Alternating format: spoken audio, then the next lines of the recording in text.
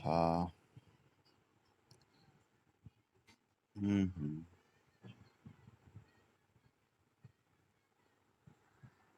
ओ,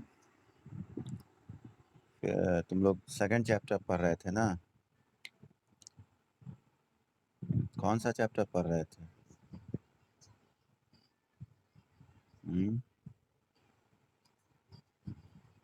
hello, good morning. Second chapter पढ़ रहे थे ना?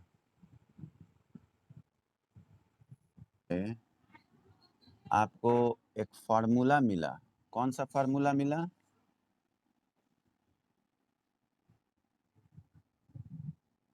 हाँ, F इज इक्वल, हाँ ठीक है भेज देंगे। F is equal to G m1 m2 by r², है ना? जिसमें कि ये कहा गया कि अगर कोई दो मास यानी m1 and m2 distance r distance पे है तो उन दोनों के बीच फोर्स ऑफ ग्रेविटेशन ये होगा। ठीक, यहाँ पर ये ध्यान देने वाली बात है कि ये इसको खींच रहा है, ये इस पर फोर्स ये अगर लगा रहा है मास, तो इसको हम लिखे F12 और M2 पे M1 लगा रहा है तो इसको लिखेंगे हम लोग F21। ये बात ख्याल रखिएगा, ठीक है? जिस पे फोर्स लगता है वो पहले लिखा जाता है और जो लगाता है वो बाद में लिखा जाता है। ठीक, यानी हम फाइनली कह सकते हैं कि ये F जो हम बोल रहे हैं, दिस इज या तो F12 बोलो या F21 बोलो। ओके, ठीक है? जो फोर्स, हाँ, F21 या F12। तो एक क्वेश्चन हमको अभी देख रहे थे तो हमको इसी से रिलेटेड एक क्वेश्चन अच्छा लगा तो हम आप लोग से डिस्कस करना चाहेंगे, अगर समझ पाओ तो। जैसे सवाल है, सवाल सुनिएगा जरा।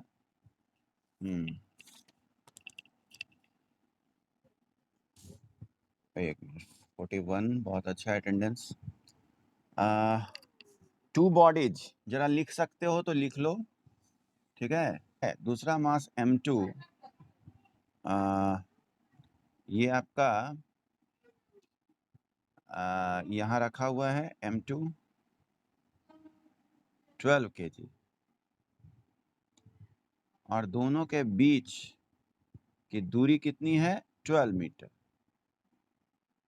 सवाल पूछा जा रहा है कि थर्ड मास को हम कहाँ रखें कि इन दोनों से लगने वाला जो फोर्स हो वो इस पे जो नेट फोर्स हो वो 0 हो। बात समझिएगा, बहुत अच्छा कॉन्सेप्ट है। अब देखो, जो अच्छा जो बोला बीच में तो ठीक है, हो सकता है सवाल कभी बनाया होगा, लेकिन हम तुमको समझाना चाहेंगे कि अगर हम M3 यहाँ रखते हैं, जरा समझना।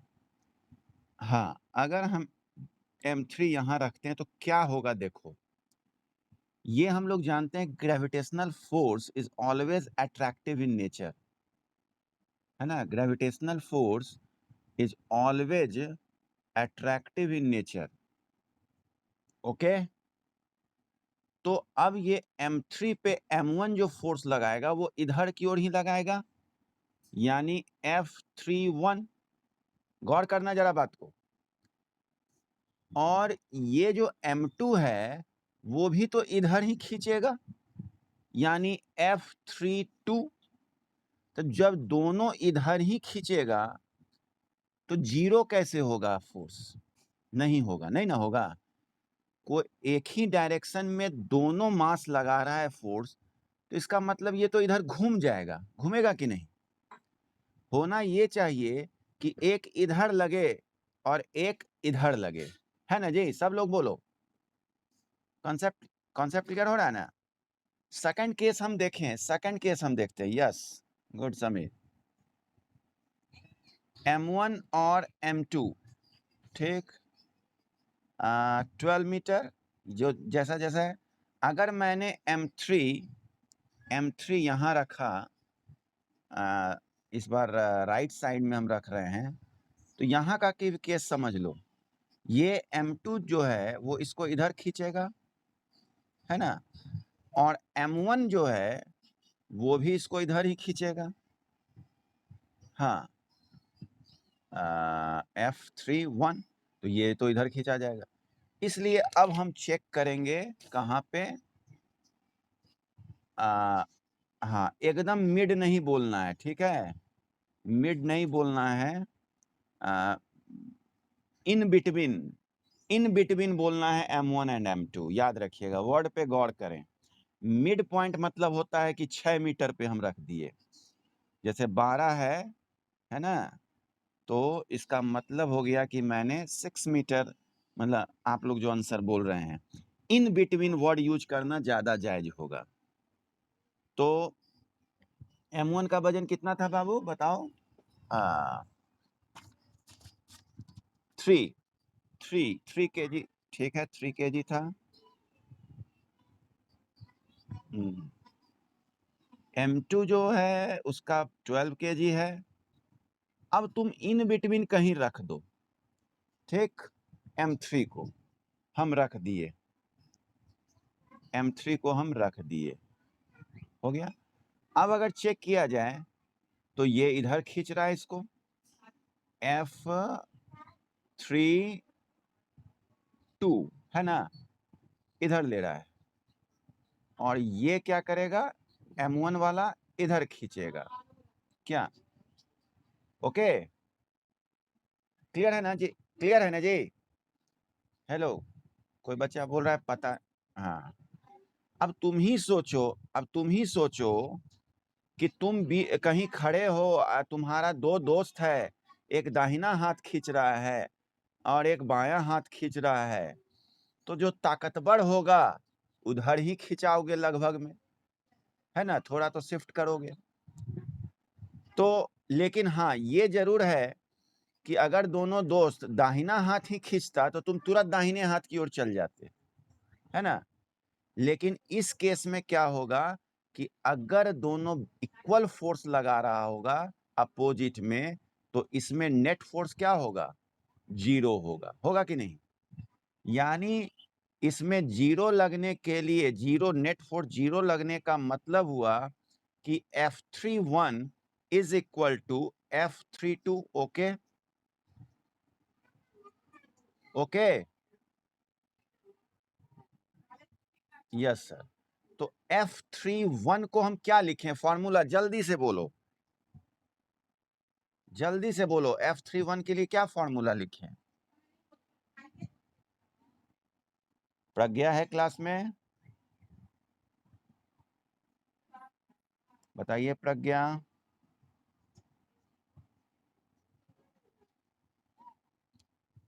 GM1M3 बाई, हाँ गुड, इसको let it be x, let it be x, हाँ x हो गया,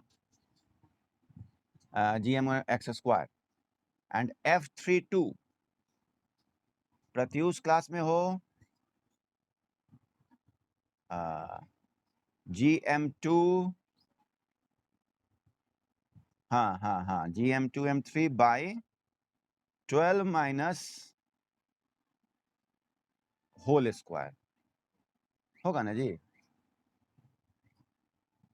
ओहो हो, हाँ हाँ हाँ हाँ हाँ, ठीक, ओके। नाउ देखो, वैल्यू तुरंत नहीं लिखना चाहिए इन सब सवालों में, पहले एक्सप्रेशन लिखो, जिससे क्या होता है कि कैंसिल हो जाता है। तो ये चीज ध्यान रहिएगा कि x is equal to 4 metre.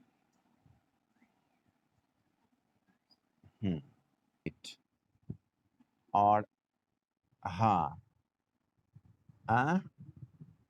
Hello, क्या बोल रहे हो question? Okay, g is equal to 9.8 meter per second square कैसे आता है ये जाने हम लोग।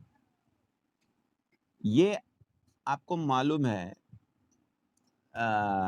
ये earth, okay, earth and this is object of mass m, small m, and earth having mass capital M.